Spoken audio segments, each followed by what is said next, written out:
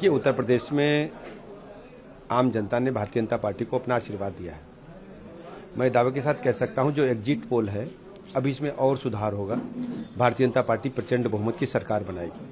उत्तर प्रदेश के लोगों ने आदरणीय प्रधानमंत्री नरेंद्र मोदी जी की जो गरीब कल्याण की नीतियां थीं, सबको पक्का मकान, बिजली का कनेक्शन, गैस का कनेक्शन, शौचालय और इसके अलावा 5 लाख तक का निःशुल्क इलाज, किसान सम्मान निधि, जनधन खातों में कोरोना काल में जो 500 रुपये 3-4 बार डाले गए, यूपी गवर्नमेंट ने 1000 रुपये 2 बार डाले।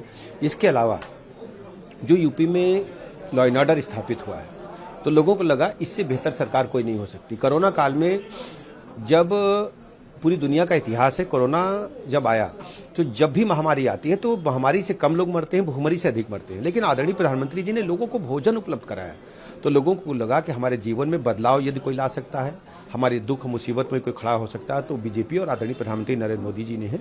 लोगों ने जाति धर्म संप्रदाय से ऊपर उठ करके भारतीय जनता पार्टी के कमल के चिन्ह को दबाया और आसमान की ऊंचाइयों की ओर भारतीय जनता पार्टी को पहुंचाने का काम किया।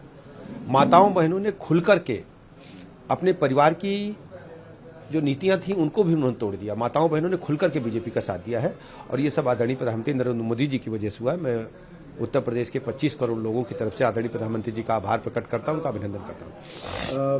कल अखिलेश यादव सपा के चीफ, उन्होंने एक आरोप लगाया कि यूपी में ईवीएम चुराए जा रहे हैं और जहां पे बीजेपी हार रही है उसके ऊपर दरअसल समाजवादी पार्टी के लोग या विपक्षी दल जब जब चुनाव हारते हैं तो ईवीएम पर ही ठीकरा फोड़ते हैं। इस बात की जानकारी आप लोगों को भी है, पूरे देश के लोगों को है। मैं एक बात कहना चाहता हूं कि जो भारत की संवैधानिक संस्थाएं हैं, आज भी दुनिया में उनका एक स्टैंडर्ड स्थापित है कि भारत में संविधान की जो परिभाषा है और उसकी जो संस्था है उन पर आज तक प्रश्नवाचक चिन्ह नहीं उठा। अपने देश में इमरजेंसी भी लगी, इमरजेंसी के बाद भारतीय संविधान फिर स्थापित हुआ और देश के लोगों ने देखा कि किस ढंग से भारत के लोग अपनी संवैधानिक संस्थाओं की मान्यता रखते हैं।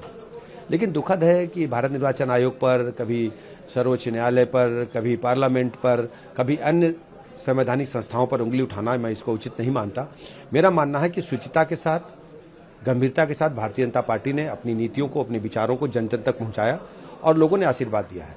ये प्रारंभ में ही बात उठने लगती थी कि यदि हारे तो ईवीएम पर ठीकरा फोड़ेंगे, वो बात सही साबित हुई है।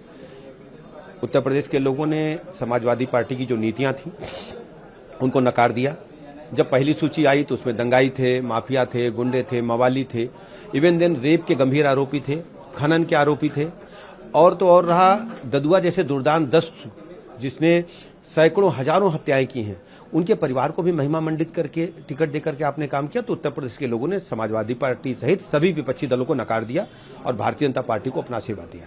एक नारा है 2019 में भी अखिलेश यादव ने बोला और अभी बोल रहे हैं कि ये इलेक्शन डेमोक्रेसी को बचाने के लिए आखिरी। दरअसल उनको क्या लगता है कि समाजवादी पार्टी सत्ता में नहीं आएगी तो डेमोक्रेसी चली जाएगी।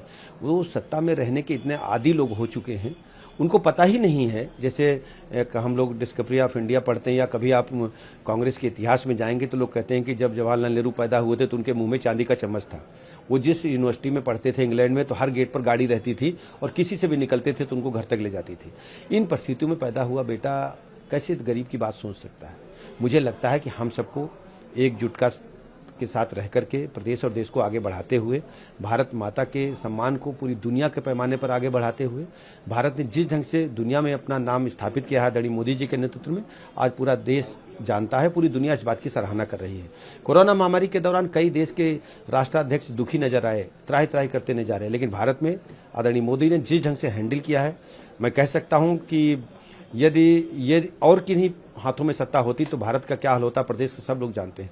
आज हम लोग कोरोना महामारी के दौरान भी बगैर मास्क के अगर बात कर रहे हैं तो 100% वैक्सीनेशन के कारण।